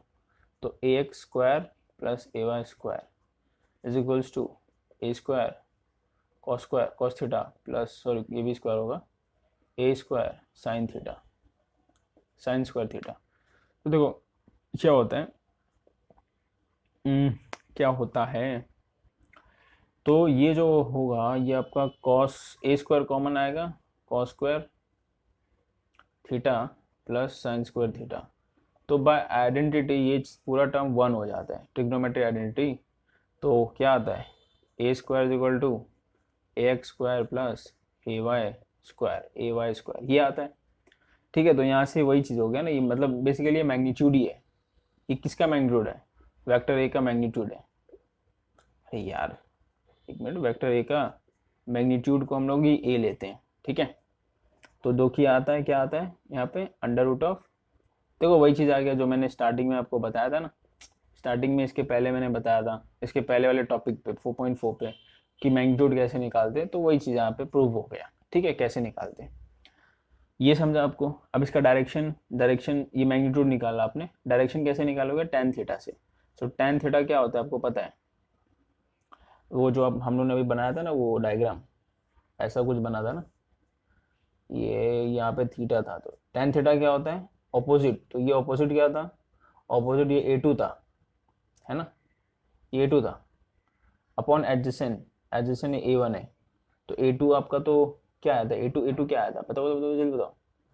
A2 आपका AY साइन थीटा है, AY नहीं AY क्या था, AY एक्स कैप था ना, J cap, magnitude of A2।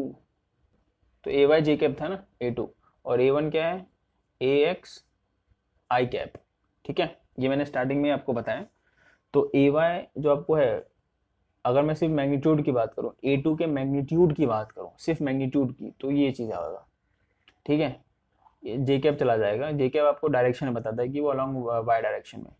तो बेसिकली आपको tan थीटा क्या आता है, ऑपोजिट, ऑपोजिट मतलब ए वाई अपॉन ऑपोजिट ए वाई हो गया, मतलब ये बेसिकली ए वाई हो गया ना, ए वाई आई कैप, आई नीचे कैप, और ये हो गया ए एक्स आई कैप। तो ऑपोजिट ए वाई हो गया अपॉन एडजेसेंट, सिर्फ मैं मैग्नीट्यूड की बात कर रहा हूँ यहाँ पे, आई जे के नहीं ले रहा हूँ क्योंकि मैं डायरेक्शन की बात नहीं कर रहा हूँ, क्योंकि हम लोग मैग्नीट्यूड से ही निकाल सकते हैं वो, ये जो थीटा है, इस वेक्टर का direction with respect to X axis. हम लोग अभी क्या निकाल रहे हैं, इस वेक्टर जो ए है इसका direction with respect to X axis, तो A Y upon A X हो गया, तो ए वाई आपको क्या है साइन थीटा, हाँ ए वाई अपन एक्स ले लो क्योंकि ये अगर ये चीज़ कर दो तो वापस टेन थीटा आता है, टेन थीटा आता है, ठीक है। तो आप यहाँ से क्या कर सकते हो, थीटा जो यहाँ पे थीटा बनेगा वो बनेगा tan inverse A Y upon A x, तो मतलब यहाँ पे थीटा आपका ये बनता है। तो यहाँ ये तो मैंने आपको पहले भी बताया है शायद, है ना, इसके पहले वाले टॉपिक पे कि डायरेक्शन अपन कैसे निकालते हैं किसी भी वेक्टर का विद रिस्पेक्ट टू कोई ना कोई आपको लेना पड़ेगा एक्सेस। मैंने यहाँ पे एक्स एक्सिस के विद रिस्पेक्ट से लिया है ये वेक्टर का डायरेक्शन, ठीक है। तो ये आ गया आपका, ये 2D में आया, अभी 2D मतलब 2 डायमेंशन में आया, ठीक है भाई। 2 डायमेंशन आपको समझा कैसे निकालना रहेगा, ओके। तो यहाँ पे ये इंपॉर्टेंट चीज़ें हैं फॉर्मूला, और ये डायरेक्शन निकालने वाला विद रिस्पेक्ट टू, यहाँ पे विद रिस्पेक्ट टू किससे, with respect to X axis से था डायरेक्शन। किसका डायरेक्शन, इस वेक्टर का, याद रखना। किसका हम लोगों ने मैग्नीट्यूड निकाला, इस वेक्टर का मैग्नीट्यूड निकाला, ये जो ए वेक्टर है ना इसका मैग्नीट्यूड निकाला, ठीक है। ये समझ में आ गया, ये आप नोट कर लेना। तो ये दोनों स्टार हो गया, ये तो मैंने आपको पहले भी फॉर्मूला ला के बताया हुआ है, ठीक है, ये पहले इसके पहले वाले टॉपिक में। और एक ये फॉर्मूला हो गया वेरी वेरी इंपॉर्टेंट, ठीक है, ओके जी। तो ये हम लोग ने अभी 2D देख रहे थे 2 डायमेंशन में, अब हम लोग 3D देखते हैं, ठीक है बच्चों। तो अभी मैं अगर 3D में बात करूं तो उसका हम लोग शॉर्ट में देख लेते हैं छोटा सा, उसके बाद हम नेक्स्ट टॉपिक में देखेंगे 4.6 में। तो 3D में सिर्फ छोटा सा कुछ दिया हुआ है सब, ये 3 एक्सिस का। अब आपका घर का अगर कॉर्नर लेते हो, ठीक है, तो ये घर का कॉर्नर जैसे ही दिख रहा है, या रखना है घर का कोना, एक कोना, तो 3 एक्सिस रहता है ना, एक ऊपर की तरफ जाता है, फिर एक ये एक्स एक्स इस तरफ जाता है, फिर एक इस तरफ जाता है ना। तो ये घर का एक कोना पकड़ लो तो वो 3D में रहता है। तो स्पेस पे सपोज एक स्पेस में कोई एक वेक्टर है, मतलब ओरिजिन से जो घर का एकदम कोना है उससे एक वेक्टर यहाँ पे ड्रॉ हुआ है, एक वेक्टर।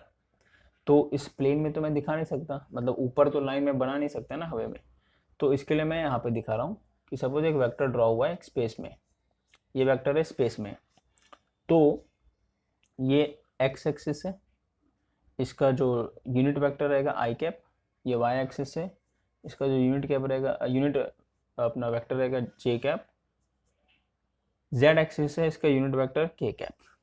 तो ये जो जो हवे में जो वेक्टर है यहाँ पर, वो तीनों एक्सिस से एक एंगल पर है, मतलब इससे एक एंगल पर रहेगा, वाई एक्सिस से एक एंगल पर रहेगा। रुको मैं बता देता हूँ, कुछ है क्या यार स्केल वगैरह, हाँ। तो ये सपोज ये वेक्टर है, ए वेक्टर ऐसा है, अब प्लेन में मैंने ऐसा दिखाया है, ठीक है, ए वेक्टर ऐसा है।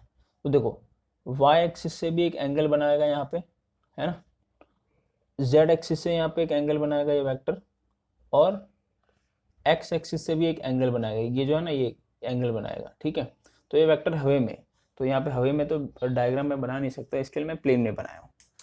तो वो जो एंगल है वो क्या क्या एंगल है, तो जो एक्स एक्सिस से जो एंगल बना रहा है वो अल्फा बना रहा है वो वेक्टर, वाई एक्सिस से जो एंगल बना रहा है वो अल्फा बीटा बीटा बना रहा है, और जो जेड एक्सिस से एंगल बन रहा है वो वेक्टर का, ठीक है, एक मिनट वो ग्यामा बन रहा है, ठीक है, ग्यामा, चलो जी ग्यामा, ओके। तो ग्यामा बन रहा है, तो ये एंगल हमको मालूम पड़ गया, ओके जी, ये हमको मालूम पड़ गया भाई। अब आपको क्या करना है, तो मैं इसको अगर इससे ज्वाइन करूँ तो देखो मैं ऐसे 3D में बताता हूँ। ये वेक्टर ए था, ठीक है, तो अगर ये वेक्टर ए था, तो अगर आप वाई एक्सिस से उसको ज्वाइन करोगे जेड एक्सिस से, और सॉरी एक्स एक्सिस से और जेड एक्सिस से उसको ज्वाइन करना है, ठीक है। चलो ज्वाइन करते हैं भाई, क्या आता है लेट्स सी। तो बच्चों अब क्या करता हूँ मैं इसको ज्वाइन, अब देखो मैंने रफ करके वापस ये डायग्राम बनाया, ठीक है, थोड़ा बड़ा बनाया ताकि वो डायग्राम इजीली दिख जाए आपको। तो ये वेक्टर ये था, ठीक है, तो इसको मैं यहाँ से ज्वाइन करता हूँ स्ट्रेट। अगर मैं 3D में आप देखोगे ना तो स्ट्रेट ही ज्वाइन होता है, सपोज स्पेस में यहाँ पे रहेगा तो दीवार में अगर ज्वाइन करते हो ना तो स्ट्रेट लाइन ज्वाइन होता है, ठीक है। वो डायग्राम में अब दिखाता हूँ मैं आपको, ठीक है। ये डायग्राम देख लो, टेक्स्ट बुक का डायग्राम देख लो, ये कुछ ऐसे हुआ है, ये देखो ये कुछ ऐसे है, ये दिख रहा है आपको, ये वेक्टर ए है, ठीक है। तो ये पूरा क्यूब बन गया है इसमें से, ये 3D में एक वेक्टर लिया, ये पूरा क्यूब बन गया है, ठीक है। तो ये पूरा ज्वाइन करने के बाद वो क्यूब या फिर क्यूबॉइड जो भी बोलो, लेट्स से क्यूबॉइड ही बोलते हैं, क्यूबॉइड बन गया है। ठीक है, तो वैसे मैं पहले जॉइन कर लेता हूँ। तो ये ऐसे पैरेलल दो मैंने बना दिया यहाँ पे। ठीक, और मैं यहाँ से एक पैरेलल ऐसे बनाऊंगा। ठीक है, यहाँ से एक ऐसे चीज़ बनाऊंगा। ठीक भाई, ये वेक्टर एक को मैं यहाँ नहीं यहाँ पे लिख देता हूँ, और ये यहाँ पे भी जॉइंट होगा। ठीक, ओ लगता है गड़बड़ हो गया, गड़बड़ हो गया, गड़बड़ बोल रहा हूँ। ठीक है, ये हो गया यहाँ पे नीचे की तरफ। ठीक भाई, ठीक, ओ भाई, ठीक ठीक ठीक ठीक, ये हो गया यहाँ पर। ठीक, ये हो गया यहाँ पर, यपर यपर यपर, ये इसके पैरेलल। ठीक है, और इसके पैरेलल ये रहेगा। देखो लग रहा है ना भाई क्यूबॉइड। क्या गड़बड़ हो रहा है? अरे हाँ, ये दोनों को तो मैच ही नहीं किया, ये दोनों को जॉइन ही नहीं किया। ये हो गया और ये हो गया इसके पैरेलल, इसके। अब लग रहा है पूरा क्यूबॉइड। ठीक है, एक मिनट में आपको बता देता हूँ। अरे यार ये, ठीक है, अब लग रहा है पूरा क्यूबॉइड। ठीक है, ये पूरा क्यूबॉइड दिख रहा है। ये वेक्टर ए हो गया, मतलब ये 3D में है बेसिकली। मतलब अगर आप क्यूब देखोगे ना, तो एक कॉर्नर से वो दूसरे साइड के कॉर्नर पर है वो वेक्टर। अगर आप क्यूब देखते हो, क्यूब क्यूब पता है ना, क्यूबॉइड वगैरह, एक कॉर्नर से उस कॉर्नर से ये दूसरे कॉर्नर पर है, ये साइड के कॉर्नर पर वो वेक्टर है। तो इसमें ये यहाँ से यहाँ तक ax है, वेक्टर ax है, मतलब मैग्नीट्यूड ax है।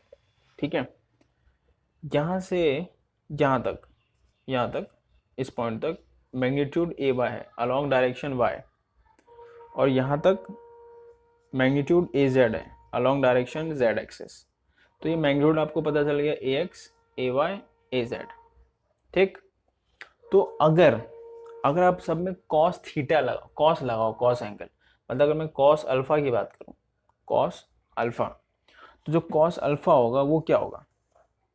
cos alpha will be, cos alpha वो होता है आपका एडजेसेंट अपॉन हाइपो होता है। तो एडजेसेंट आपका ये आएगा ax, और हाइपोटेनियस आपका ये आएगा वेक्टर a। ये वहां तक जॉइन नहीं, वो 3D में आप देखोगे ना तो मालूम पड़ता है, ये 2D में आपको समझ में नहीं आ रहा है। तो cos अल्फा अगर आप लगाते हो ये अल्फा, तो एडजेसेंट अपॉन हाइपो आता है। तो cos अल्फा यहाँ से क्या होता है? एडजेसेंट यहाँ पे ax है, सिर्फ मैग्नीट्यूड की बात कर रहा हूँ। तो सिर्फ मैग्नीट्यूड का ए, जो a वेक्टर है उसका सिर्फ मैग्नीट्यूड हम लोग क्या लिखेंगे? a लिखेंगे। ठीक है ना, मैं आपको बता चुका हूँ पहले, 10 बार नहीं बताऊंगा, वापस बता देता हूँ। देखो मैग्नीट्यूड ऑफ a बार को हम लोग a लिखते हैं, सिंपल है। ठीक, तो cos अल्फा ये हो गया। तो यहाँ से ax क्या आएगा बताओ? ax क्या आएगा? a into cos alpha. तो ये आपको याद रखना है। अब कॉस बीटा देख लोगे तो वही चीज़ आना है, A Y upon magnitude of A vector. So therefore A Y यहाँ से क्या आएगा? ए वाई की वैल्यू यहाँ से क्या निकलेगी?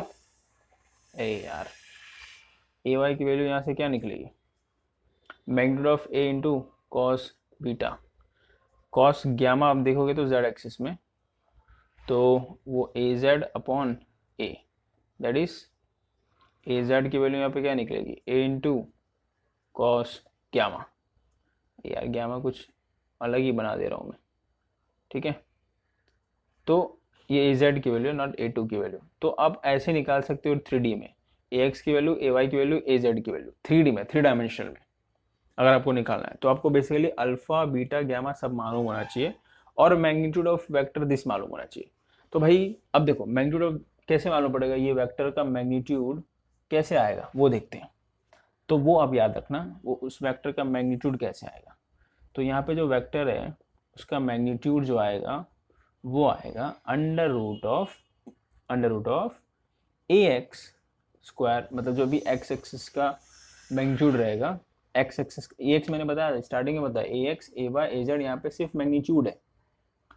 ठीक है, प्लस ए वाई का स्क्वायर प्लस ए जेड का स्क्वायर। ठीक, तो मैग्नीट्यूड ऑफ ये वेक्टर, इस वेक्टर का मैग्नीट्यूड ऐसे मिलेगा, ये याद रहेगा। ठीक है, इसका भी डायरेक्शन की यहाँ पे बात नहीं की है, तो डायरेक्शन भी अपन नेक्स्ट टाइम में निकाल लेंगे। तो देखो इसको हम लोग ना पोजीशन वेक्टर भी बोलते हैं। ये जो ए वेक्टर है उसको हम लोग क्या बोलेंगे, पोजीशन वेक्टर भी बोलते हैं, जिसको हम लोग आर बार से भी दिखाते हैं। ठीक है, तो इसको हम लोग ए एक्स, यहाँ पे जो मैंने लिखा है उसको हम लोग कैसे लिख सकते हैं, ए x I cap plus A Y J cap plus A Z के कैप, अरे यार के कैप। ठीक है, ऐसा भी लिख सकते हैं या फिर उसको आप ऐसा भी लिख सकते हो। पोजीशन, इसको हम लोग पोजीशन वेक्टर बोलते हैं इन 3D। ए एक्स के बदले आप एक्स की वैल्यू लिख दो, जो एक्स की ये जो आएगी ना एक्स की वैल्यू, एक्स आई कैप प्लस वाई जे कैप प्लस जेड के कैप। ठीक है, मतलब बस ए एक्स की जो वैल्यू है जेड, सीधी सी बात है वो वैल्यू ही आनी है। तो इसको हम लोग पोजीशन वेक्टर भी बोलते हैं। क्या बोलते हैं इसको हम लोग, position vector, you can also say it. ठीक है, तो ज़्यादातर हम लोग जो पोजीशन वेक्टर है वो आर बार से दिखाते हैं पोजीशन वेक्टर, और ये इस चीज़ को हम लोग ऐसे वैल्यू में दिखाते हैं पोजीशन वेक्टर को। ठीक है, तो दोनों सेम ही है, ये दोनों आपका सेम है, तो दोनों यहाँ पे मतलब ये पूरा इंपॉर्टेंट है। यहाँ पे ये भी, ये तीनों इंपॉर्टेंट है। 3D में रहेगा तो मैग्नीट्यूड कैसे निकालते हैं ये भी इंपॉर्टेंट है। ठीक है, और पोजीशन वेक्टर को पूरे फॉर्म में ऐसे लिखते हैं। ठीक है, तो ये भी इंपॉर्टेंट है। ठीक है, तो यहाँ पे तीनों इंपॉर्टेंट है, तो ये तीनों आप लिख लेना, अपने बुक में नोट कर लेना। ठीक है, तो चलिए बच्चों, अब हम लोग नेक्स्ट पार्ट में मिलते हैं 4.6 टॉपिक के साथ। तो चलिए बाय, गुड बाय।